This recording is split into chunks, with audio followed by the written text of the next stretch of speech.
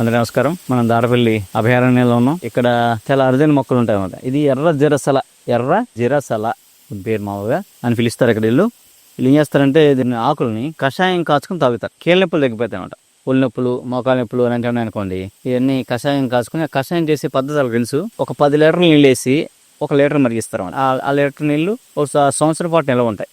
అది బాగా నొప్పులు ఉన్న వాళ్ళకి ఇస్తారు. అది తాగితే నొప్పులు తగ్గిపోతాయి. వాళ్ళకి ఎందుకు ఏగానే ఒక డోస్తో తగ్గిపోద్దంటే వాళ్ళు ఏమి పెద్దగా పెయిన్ కిల్లర్స్ అవి పెద్దగా అలవాటు లేవు. ఇప్పుడంటే అలవాటు కానీ ఒకప్పుడైతే అసలు అలవాటు లేదు.